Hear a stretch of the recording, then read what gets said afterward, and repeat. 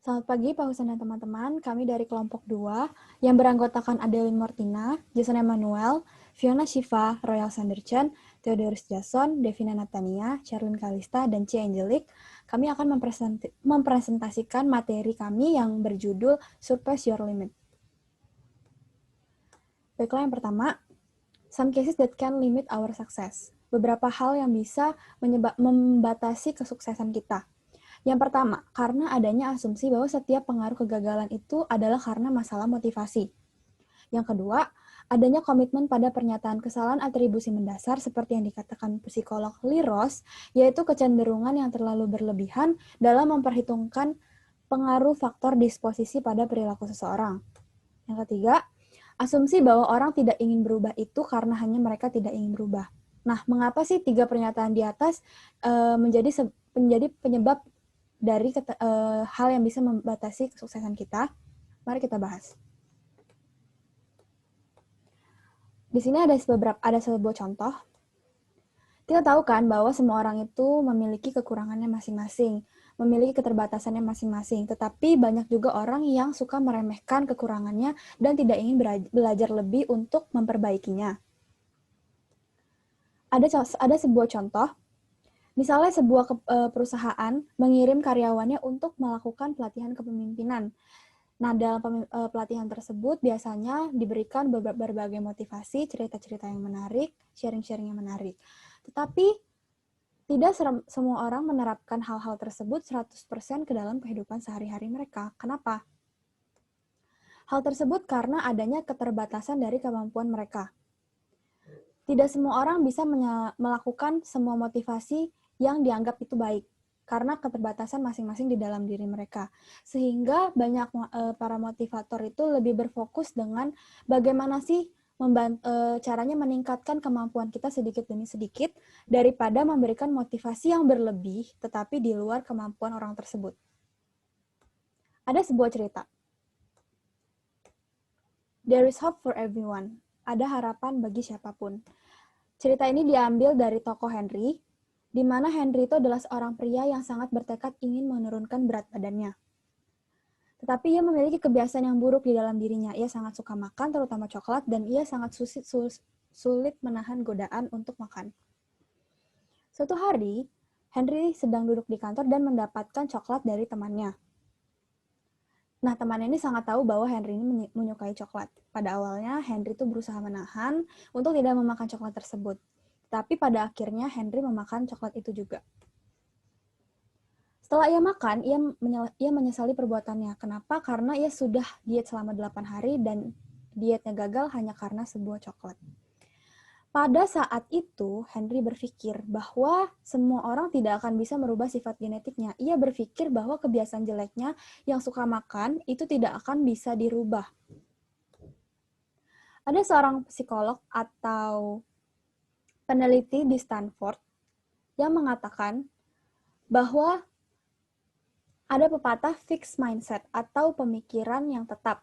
Nah, ini pada awalnya Henry berpikir secara tetap, seperti yang dikatakan oleh Carol Dweck, yaitu ketika dia percaya dia tidak bisa membaik, maka dia bahkan tidak akan mencobanya, dan dia akan menciptakan ramalan yang memuaskan diri sendiri. Dan ia akan terus berpikir bahwa seseorang itu tidak akan bisa merubah sifat aslinya atau sifat genetiknya. Tetapi kita harus mengubah pola pikir kita menjadi growth mindset atau pola pikir yang bertumbuh, seperti yang dikatakan Carol Dweck. Yang artinya, karakter gen kita ini memang sulit untuk dirubah, tetapi bukanlah hal yang tidak bisa dirubah. Kita hanya perlu belajar dan memiliki mindset bahwa ya kita bisa berubah, semua manusia itu bisa berkembang dan berubah seiring berjalannya waktu, meskipun memang susah mengubah karakter masing-masing kita yang sudah ada dari gen kita. Nah, bagaimana sih caranya? Yang pertama adalah belajar menahan diri. Dengan cara disiplin diri. Kita coba untuk melampaui keterbatasan kita dengan cara disiplin diri. Caranya adalah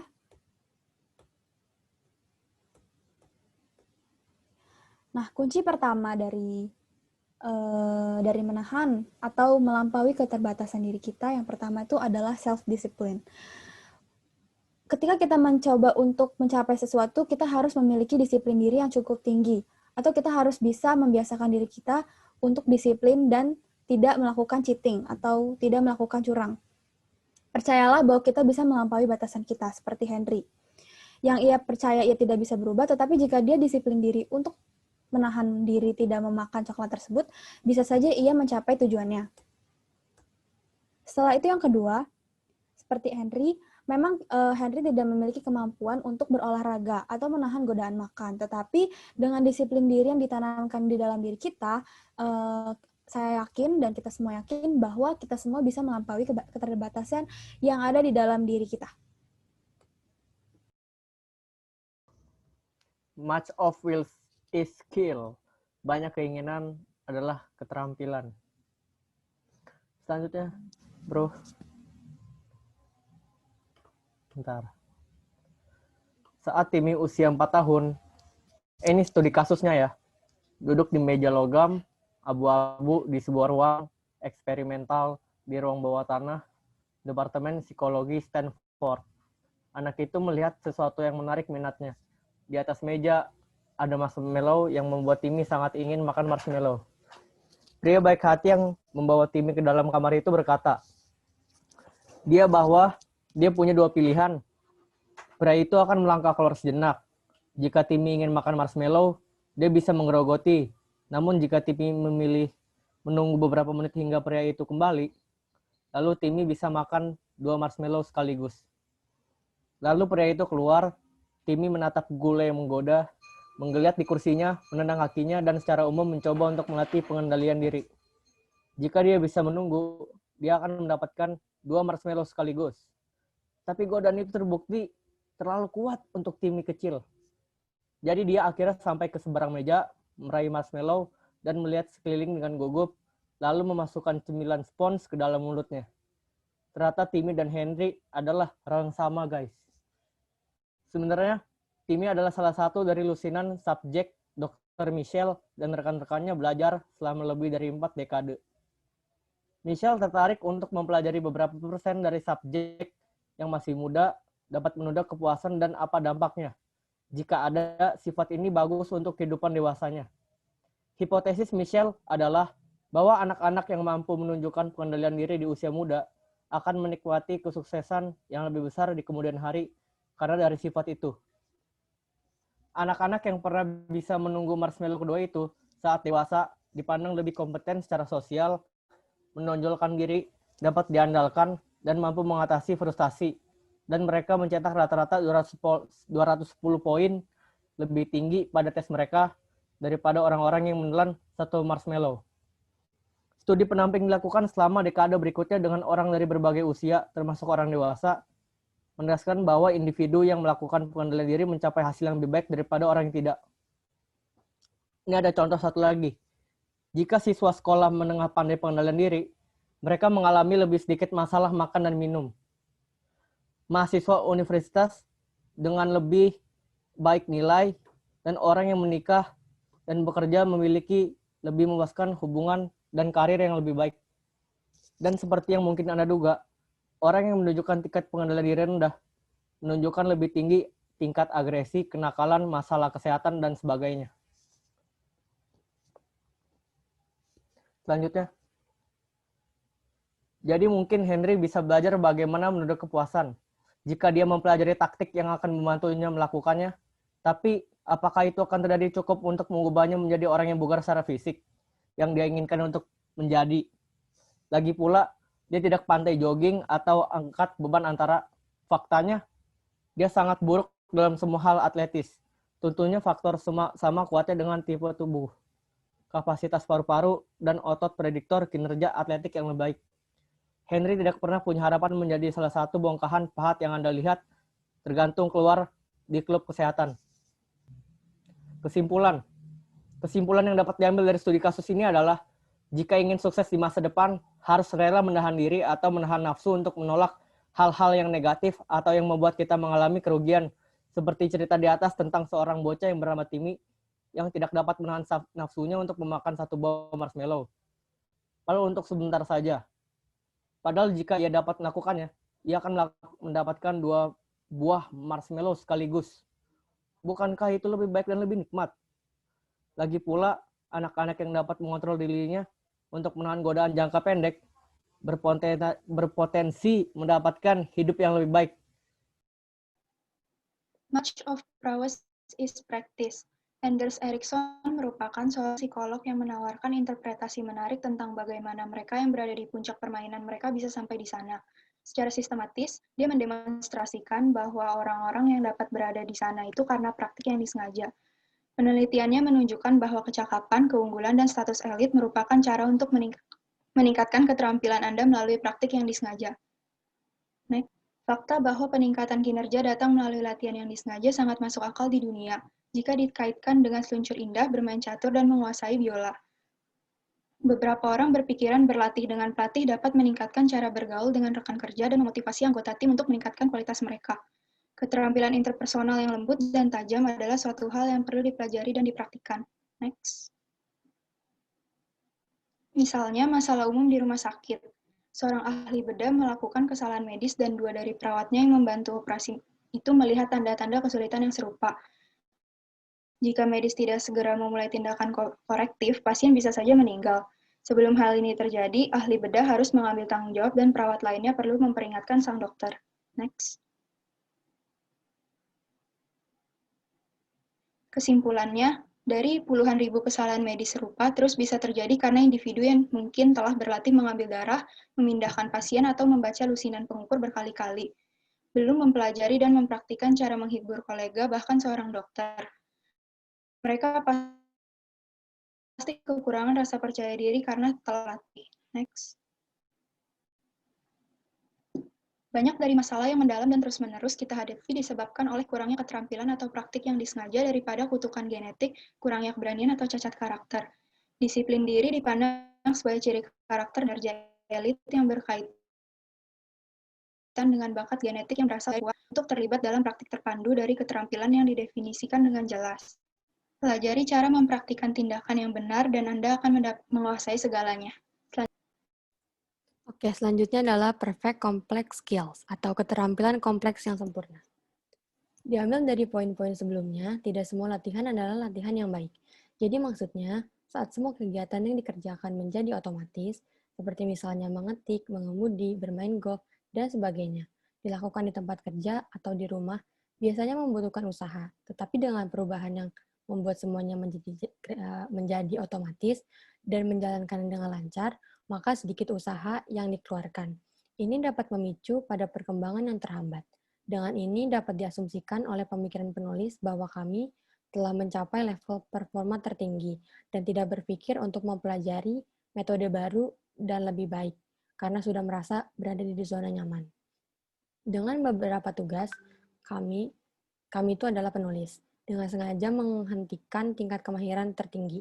Maksudnya adalah penulis membuat perhitungan yang dilakukan dalam kepala dan menunjukkan bahwa tidak perlu mempelajari sesuatu baru yang akan menghasilkan keuntungan. Jadi penulis berhenti belajar. Selanjutnya, pola yang sama dalam menangkap perkembangan kita yang diterapkan pada seluruh karir menghasilkan hasil yang cukup tidak memuaskan. Di sini, pola yang sama maksudnya adalah pola lama sebelum semuanya menjadi otomatis dan praktis.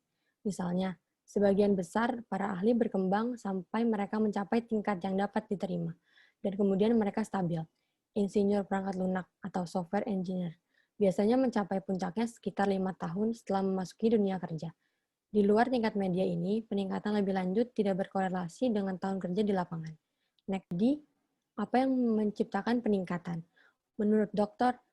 Anders Ericsson, peningkatan tidak hanya terkait dengan praktik, tetapi juga jenis praktik tertentu, yaitu sesuatu yang disebut Ericsson sebagai praktik yang disengaja. Ericsson menemukan bahwa apapun bidang keahliannya, dalam hal status elit tidak ada hubungan apapun antara waktu dalam profesi dan tingkat kinerja. Next. Hasil akhir temuan atas penelitian mencengangkan. Yang pertama, seorang ahli bedah otak veteran 20 tahun tidak mungkin menjadi lebih terampil daripada pemula 5 tahun, berdasarkan waktu kerja. Perbedaan apapun di antara keduanya tidak ada hubungannya dengan pengalaman, dan segala sesuatu berkaitan dengan latihan yang disengaja. Yang kedua, Waktu diperlukan sebagian besar pemain yang ahli di bidang seperti komposisi musik, tari, sains, penulis fiksi, dan yang lainnya menghabiskan 10 tahun atau lebih. Tapi itu bukan variabel kritis atau syarat penentu untuk penguasaan. Faktor utamanya adalah menggunakan waktu dengan bijak. Keterampilan praktiklah yang membuatnya sempurna. Next. Demand full attention for brief intervals, atau menuntut perhatian penuh untuk interval singkat. Next. Deliberate practice atau latihan yang disengaja, yaitu latihan terencana yang membutuhkan perhatian penuh. Latihan yang terencana tidak mungkin dikerjakan saat melamun, secara praktis, atau memasukkan sebagian pikiran ke dalam rutinitas. Hal ini membutuhkan konsentrasi mata yang jeli karena siswa melihat dengan tepat apa yang mereka lakukan, apa yang berhasil, apa yang tidak berhasil, dan mengapa. Kemampuan berkonsentrasi ini sering dipandang oleh siswa sebagai tantangan tersulit. Cukup sehingga musisi dan atlet ahli berpendapat bahwa mempertahankan konsentrasi mereka biasanya merupakan faktor pembatas untuk latihan yang disengaja. Sebagian besar dapat mempertahankan tingkat konsentrasi yang lebih tinggi hanya selama 1 jam berturut-turut, biasanya pada pagi hari ketika pikiran itu masih jernih atau segar. Di berbagai disiplin ilmu, total waktu latihan harian para pemain ahli jarang melebihi 5 jam sehari. Ini hanya jika siswa tidur siang dan tidur lebih lama dari waktu biasanya. Next, teman saya. Provide immediate feedback against a clear standard. Nah, tahukah Anda, jam-jam yang dihabiskan untuk melatih skill tidak sepenting dengan menerima feedback yang jelas dan teratur. Contohnya, pemain catur yang serius menghabiskan 4 jam sehari untuk membandingkan taktiknya dengan taktik pemain terbaik di dunia. Dengan ada immediate feedback, ditambahkan dengan penuh konsentrasi, hal tersebut dapat mempercepat pelajaran skill pemain. Pemain bisa langsung tahu jika mereka off course dan mereka akan belajar dari kesalahan mereka sendiri. Next. Seperti yang kamu bayangkan, olahragawan memerlukan immediate feedback untuk memperbaiki kinerja mereka. Perenang dengan medali emas, Natalie Coughlin menyelesaikan perlombaannya dengan hentukan lebih sedikit dari lawannya, sehingga memberi Natalie keuntungan yang lebih besar karena ia menggunakan lebih sedikit stamina. Natalie mengetahui jumlah hentukan yang ia ambil untuk menyelesaikan putaran tersebut. Dengan fokus seperti ini, kita bisa melatih kinerja kita lebih cepat dibandingkan hanya melatih putaran renang. Nah, dari 2 contoh tadi, kita bisa lihat betapa pentingnya immediate feedback untuk melatih skill kita. Next. Konsep immediate feedback. Konsep immediate feedback ini melatih metode tradisional di kepala kita. Guru-guru percaya bahwa ujian adalah kegiatan sulit yang diberikan secara mungkin sehingga tidak mematahkan semangat muridnya. Penelitian mengungkapkan bahwa sebaliknya lebih efektif. Ed Harin mengajarkan kita bahwa salah satu perilaku penting untuk mengajar adalah jarak singkat antara mengajar dan menguji. Ketika menguji menjadi lebih sering, ujian menjadi lebih familiar dan tidak lagi menjadi suatu hal yang ditakuti. Itu akan memberikan kesempatan kepada murid untuk melihat betapa baik kemampuan mereka. Next. Break mastery into mini goal, pecahkan penguasaan menjadi tujuan mini. Next. Topik ini mengajarkan semua orang untuk selalu membuat tujuan mini atau tujuan jangka pendek karena terkadang orang-orang lebih percaya dan lebih termotivasi pada hasil nyata dalam tujuan jangka pendek dibanding menunggu hasil nyata yang lama karena tidak dapat terlihat dalam jangka waktu pendek dan itu disebut tujuan jangka panjang. Bagaimana Anda memotivasi pasien untuk meminum pil itu? Suatu saat mungkinkah mencegah mereka mengalami stroke? Jika mereka sudah mengalami satu pukulan, menurut Anda akan mudah meminta mereka mengambil pil penyelamat. Tapi mari tambahkan faktor perancu. Pil sering menyebabkan kram kaki, ruam yang menyakitkan, keropos energi, sembelit, sakit kepala, dan disfungsi seksual. Begitu pasien meminum pil, mereka pasti akan menderita hasil jangka pendek. Tetapi mungkin mereka tidak akan mengalami stroke suatu saat keluar di masa depan. Tetapi, akibat dari efek samping pil tersebut bisa saja membuat mereka malas untuk mengkonsumsi pil itu lagi. Jadi banyak orang yang terserang penyakit stroke karena tidak mengkonsumsi pil yang dapat mencegah stroke dari sebelum mereka terserang dan akhirnya mengidapnya karena berpikir mereka tidak seperti kemungkinannya. Peran goal mini untuk menjaga motivasi. Mengajarkan untuk selalu berani mencoba sesuatu hal yang baru, tidak takut menerima resiko yang besar, karena jika kita melakukan sesuatu yang besar dan mengalami kegagalan, kita akan menerima umpan baliknya. Dan jika kita memulai lagi, kita akan mengetahui bagaimana cara menyelesaikan masalahnya.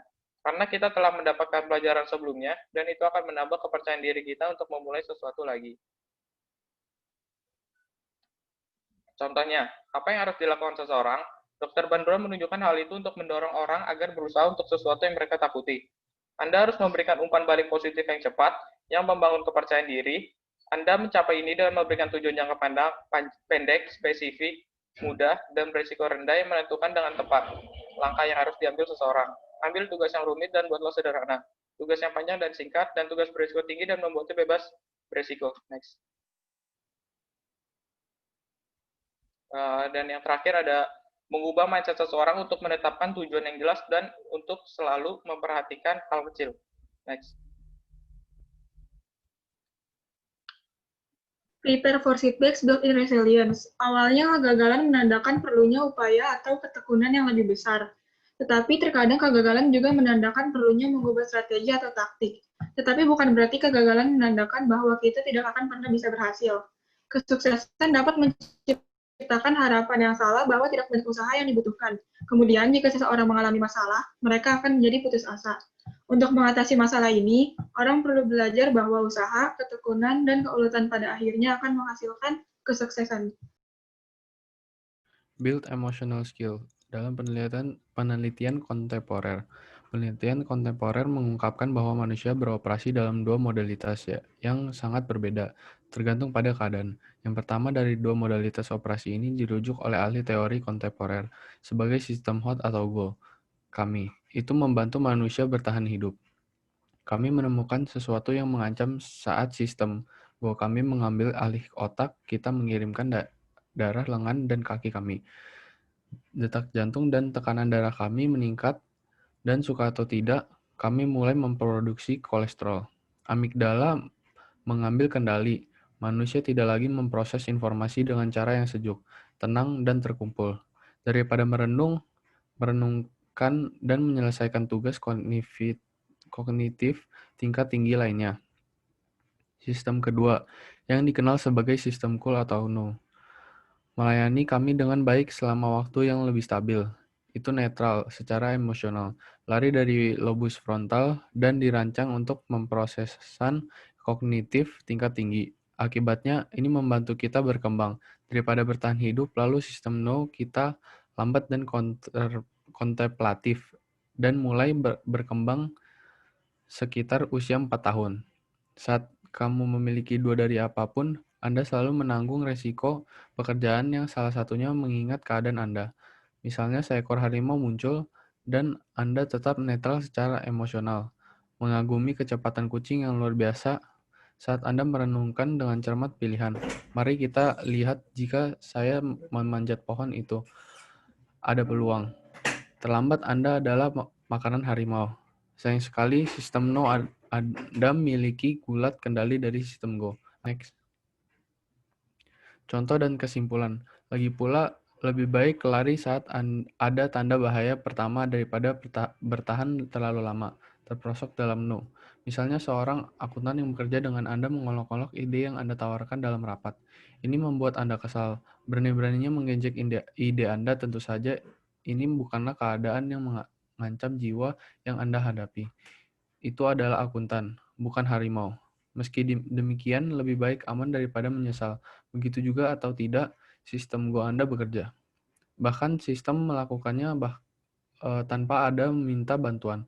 Saat darah Anda mulai mengalir ke lengan dan tungkai, di mana hal itu bisa bermanfaat, otak Anda akan melakukannya untuk kabur dari amigdala. Kamu hebat, kamu siap untuk pergi, kamu belum sedikit kontemplatif. Dan Anda secara verbal merobek orang miskin sesama dari akuntansi seperti manusia purba di atas wall yang jatuh raksasa. Terkadang kita beralih ke versi yang salah dari dua sistem operasi kami, dan perubahan ini menyebabkan masalah besar bagi kami. Itulah mengapa terlepas dari fakta bahwa kami ada berkomitmen untuk perilaku penting. Kita yang sering hancur saat momen stres, dan jangan biarkan gairah mengambil alih. Kabar baiknya, keterampilan manajemen diri yang kuat ini bisa dipelajari, dan jika Anda ingin memperlengkapi diri Anda atau orang lain untuk bertahan dari gelombang emosi yang berlawanan, keterampilan ini sangat penting. Kickstart our brain. Otak merupakan salah satu organ yang sangat penting dalam kehidupan manusia. Otak mempunyai tugas untuk mengatur organ tubuh lainnya agar tetap berfungsi dengan baik. Next. Strategi yang jauh lebih baik untuk melatih otak kita adalah kita harus berpikir bahwa kita bisa mengubah yang sulit menjadi mudah yang tidak menyenangkan menjadi menyenangkan, dan yang membosankan menjadi menarik. Next. Dalam melatih otak kita pun perlu mengatur emosi kita. Cara efektif untuk mengelola emosi adalah dengan memperdebatkan perasaan kita. Kita juga tidak boleh mudah putus asa. Kita harus percaya bahwa tidak ada yang tidak mungkin asalkan kita mau berusaha. Untuk melatih otak kita, motivasi merupakan sesuatu yang sangat penting untuk mengembangkan diri kita. Apa pentingnya motivasi? Motivasi adalah hal yang menyebabkan, menyalurkan, dan mendukung perilaku manusia supaya mau giat dan antusias dalam melakukan sesuatu sehingga mencapai sesuatu yang optimal. Untuk memajukan kinerja otak kita harus memiliki strategi aktif seperti mengklasifikasikan, berdebat, berunding, dan menunda dapat membantu mengubah apa yang kalian pikirkan.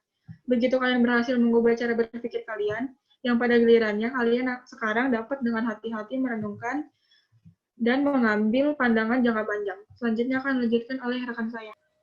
Summary personal ability.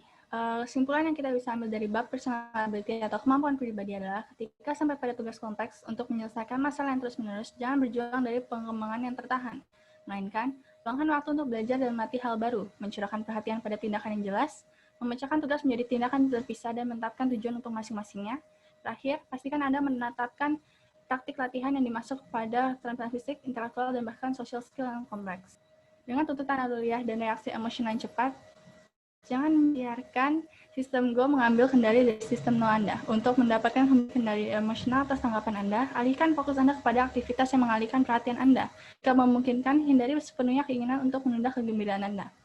Melampaui kebiasaan atau mengembangkan skill atletis dan skill intelektual yang kompleks bukan hanya fungsi dari motivasi, melainkan mereka semua terikat pada kemampuan. Mengembangkan kemahiran yang lebih besar dalam latihan serta kemampuan untuk mengelola emosi Anda akan meningkatkan peluang untuk mengubah perilaku yang vital menjadi kebiasaan yang penting. Berikut akan kami tampilkan video mengenai materi kami.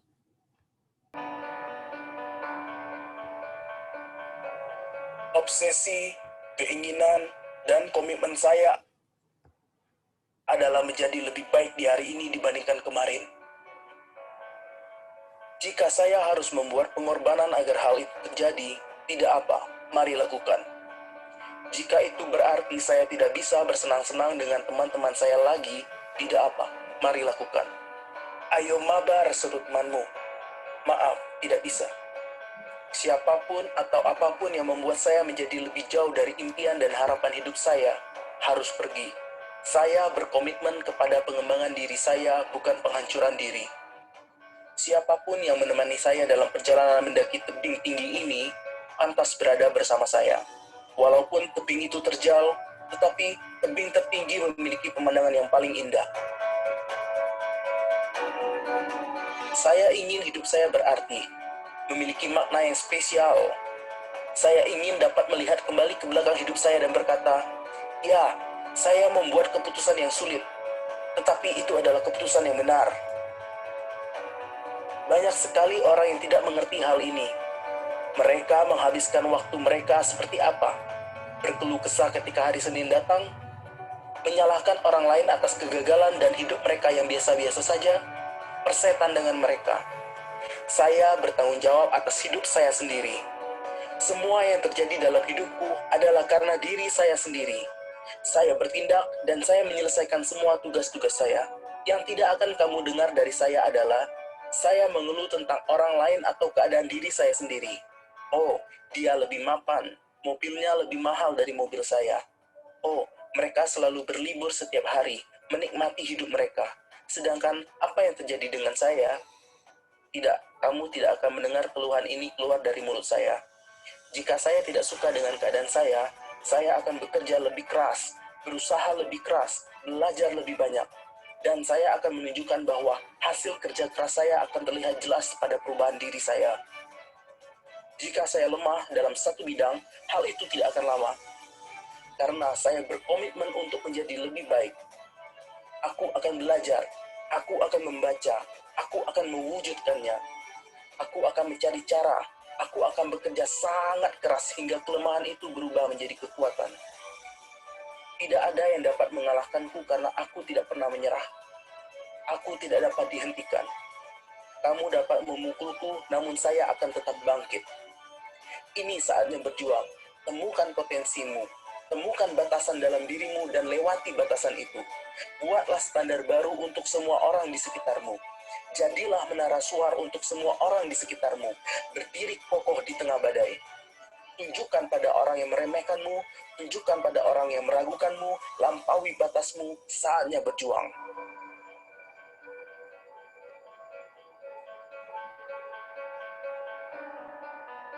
Baiklah, demikian dari presentasi kami. Terima kasih atas perhatiannya. Kami mengucapkan terima kasih. Terima kasih semuanya. Terima kasih. Terima kasih.